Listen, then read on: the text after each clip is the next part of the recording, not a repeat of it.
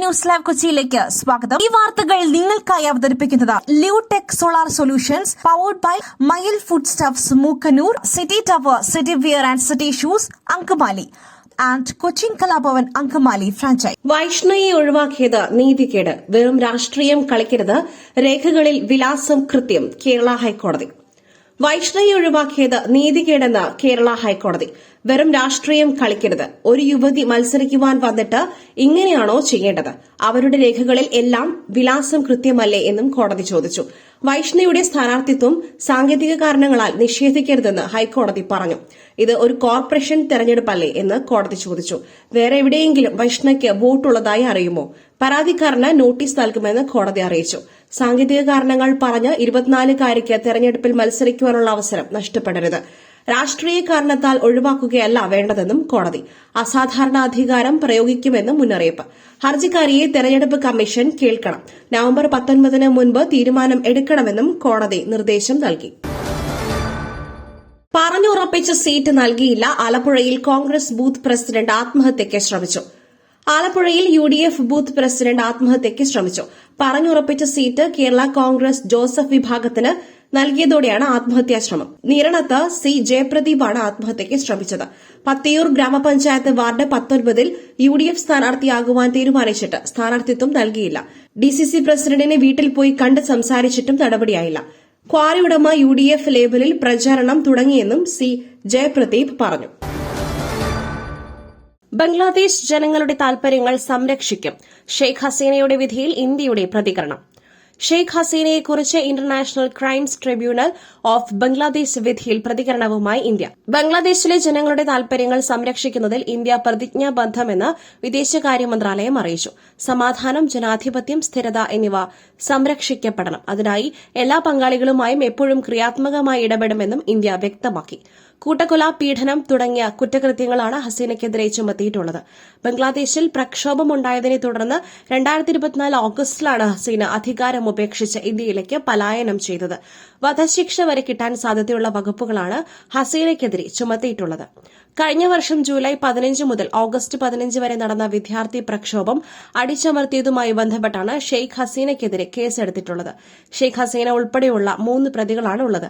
വിദ്യാർത്ഥി പ്രക്ഷോഭത്തെ ക്രൂരമായി അടിച്ചമർത്തി എന്നതാണ് ഹസീനയ്ക്കും മറ്റ് 2 പേർക്കും എതിരായ കുറ്റം. ഷെയ്ഖ് ഹസീനയുടെ അഭാവത്തിലായിരുന്നു കേസുകളിൽ വിചാരണ നടന്നത്. രാജ്യത്തിന്റെ ചരിത്രത്തിൽ ആദ്യമായി വിചാരണ ടിവിയിലൂടെ സംപ്രേഷണം ചെയ്യുകയും ചെയ്തിരുന്നു.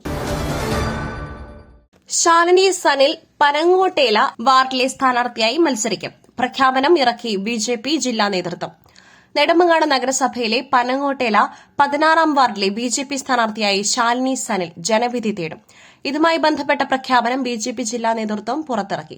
സീറ്റ് നിഷേധിക്കപ്പെടുമെന്ന ആശങ്കയിൽ ഇന്നലെ മഹിളാ മോർച്ച നേതാവ് ശാലിനി സനിൽ ആത്മഹത്യയ്ക്ക് ശ്രമിച്ചിരുന്നു. RSS നേതാക്കൾ അധിക്ഷേപിച്ചെന്നും തനിക്ക് പകരം മറ്റൊരു സ്ഥാനാർത്ഥിയെ നിർത്തുവാൻ ശ്രമിക്കുന്നു എന്നുമായിരുന്നു ആരോപണം. ശാലിനിയെ അനുനയിപ്പിക്കുവാനായി BJP സംസ്ഥാന നേതൃത്വം നടത്തിയ ഇടപെടലിന് പിന്നാലെയാണ് സ്ഥാനാർത്ഥി പ്രഖ്യാപനം. വ്യക്തിഹത്യയും അധിക്ഷേപവും കാരണമാണ് ആത്മഹത്യയ്ക്ക് ശ്രമിച്ചതെന്നാണ് ശാലിനി പ്രതികരിച്ചത്. ജില്ലാ നേതൃത്വമാണ് ശാലിനിയുടെ സ്ഥാനാർത്ഥിത്വം പ്രഖ്യാപിച്ചത്. അതേസമയം ശാലിനിയെ അനുനയിപ്പിച്ചെന്നായിരുന്നു BJP സംസ്ഥാന ജനറൽ സെക്രട്ടറി S. സുരേഷ് നേരത്തെ പ്രതികരിച്ചിരുന്നത്. ആത്മഹത്യാ ശ്രമം വൈകാരിക പ്രകടനം മാത്രമാണെന്നും അദ്ദേഹം പറഞ്ഞു. വർക്കല കസ്റ്റഡി മർദ്ദനം. സർക്കാർ 1 ലക്ഷം രൂപ നഷ്ടപരിഹാരം നൽകണമെന്ന് മനുഷ്യാവകാശ കമ്മീഷൻ. തിരുവനന്തപുരത്ത് നിർമ്മാണ തൊഴിലാളിയെ വർക്കല SI ക്രൂരമായി മർദ്ദിച്ചെന്ന പരാതിയിൽ സർക്കാർ 1 ലക്ഷം രൂപ നഷ്ടപരിഹാരം നൽകണമെന്ന് മനുഷ്യാവകാശ കമ്മീഷൻ. മർദ്ദനമേറ്റ കൊല്ലം ചാത്തന്നൂർ സ്വദേശി സുരേഷിനാണ് തുക നൽകേണ്ടത്. മനുഷ്യാവകാശ commission chairperson justice Alexander Thomas ആണ് ഉത്തരവിറക്കിയത്. വർക്കല സ്റ്റേഷൻ SI PR രാഹുലിനെതിരായ പരാതിയിലാണ് മനുഷ്യാവകാശ കമ്മീഷന്റെ നടപടി. പിഴ SIയിൽ നിന്നും സർക്കാർ ഈടാക്കണമെന്നും ഉത്തരവിൽ പറയുന്നു. 2 മാസത്തിനകം തുക നൽകിയില്ലെങ്കിൽ 8% പലിശ നൽകണമെന്നും ഉത്തരവിൽ പറയുന്നു. മണ്ണെടുപ്പ് പരാതിയിലാണ് സുരേഷിനെ പോലീസ് പിടിച്ചുകൊണ്ടുപോയത്. പിന്നീട് സ്റ്റേഷനിൽ വെച്ച് ക്രൂരമായി മർദ്ദിച്ചു എന്നാണ് പരാതി. സംഭവത്തിൽ സർക്കാർ പ്രഖ്യാപിച്ച വകുപ്പ് തല അന്വേഷണവും നടക്കുന്നുണ്ട്. നെയ്യാറ്റിൻകര DYSP ആണ് അന്വേഷണം നടത്തുന്നത്. പുട്ടു രുചികരമാവണമെങ്കിൽ മയിലിന്റെ പുട്ടുപൊടി തന്നെ വേണം. അതിന് ചെമ്പാപ്പുട്ടാണെങ്കിലും അങ്ങനെ തന്നെ. മയിൽ റൈസ് ആൻഡ് ഫുഡ് പ്രൊഡക്ട്സ്, ശ്രേഷ്ഠം സമ്പുഷ്ടം. സാങ്കേതിക തകരാർ. റൺവേയിലേക്ക് കടക്കവേ പണിമുടക്കി എയർ ഇന്ത്യ. കൊച്ചിയിൽ നിന്നും ഷാർജയിലേക്കുള്ള എയർ ഇന്ത്യ വിമാനത്തിന് സാങ്കേതിക തകരാർ. ഇന്നലെ ഉച്ചയ്ക്ക് 2:35 ഷാർജയ്ക്ക് പോകേണ്ട ഫ്ളൈറ്റാണ് തകരാറിലായത്. യാത്രക്കാരെ കയറ്റി റൺവേയിലേക്ക് കയറിയ ശേഷമാണ് തകരാർ അധികൃതർക്ക് മനസ്സിലായത്. പിന്നീട് യാത്രക്കാരെ വിവരം അറിയിക്കുകയായിരുന്നു. കുട്ടികളും മുതിർന്നവരും അടക്കം 100ഓളം പേരാണ് വിമാനത്തിനകത്തുണ്ടായിരുന്നത്. എന്നാൽ തകരാർ ഉടൻ പരിഹരിച്ചുകൊണ്ട് യാത്ര തുടരാം എന്നാണ് അധികൃതർ വ്യക്തമാക്കിയത്. പക്ഷേ വിമാനത്തിൽ ഇനി യാത്ര ചെയ്യുവാനില്ലെന്നാണ് യാത്രക്കാർ വ്യക്തമാക്കുന്നത്. പകരം സംവിധാനം എത്രയും വേഗം ഒരുക്കി നൽകണം എന്നാണ് യാത്രക്കാരുടെ ആവശ്യം.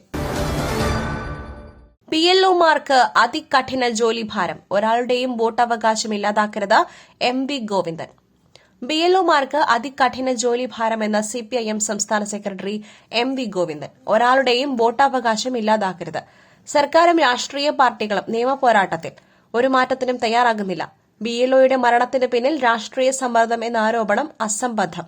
ഇടതു പാർട്ടികൾ സമ്മർദ്ദമുണ്ടാക്കി എന്ന പ്രതിപക്ഷ നേതാവിന്റെ ആരോപണം BJPക്കാരുടെ വാദം. മരിച്ച BLOയുടെ പിതാവ് ഇക്കാര്യം നിഷേധിച്ചിട്ടുണ്ട്. ഞങ്ങൾ ഒരു സമ്മർദ്ദവും ചെലുത്തിയിട്ടില്ലെന്നും MV ഗോവിന്ദൻ വ്യക്തമാക്കി. ഞങ്ങൾ സമ്മർദ്ദം ചെലുത്തിയത് തിരഞ്ഞെടുപ്പ് കമ്മീഷന്റെ അടുത്താണ്. അത് തുടരും. സുപ്രീംകോടതി വരെ പോയത് അതിന്റെ ഭാഗം. BLOയുടെ മരണത്തിന് പിന്നിൽ രാഷ്ട്രീയ സമ്മർദ്ദമെന്ന് ആരോപിക്കുന്നത് BJPയെ സഹായിക്കുവാൻ. പ്രതിപക്ഷ നേതാവ് അടക്കം ചെയ്യുന്നത് അത്തരം സഹായമെന്നും MV ഗോവിന്ദൻ വ്യക്തമാക്കി. മറ്റൊരു വാർത്തയുമായി കണ്ടുമുട്ടുന്നതുവരെ നന്ദി, നമസ്കാരം.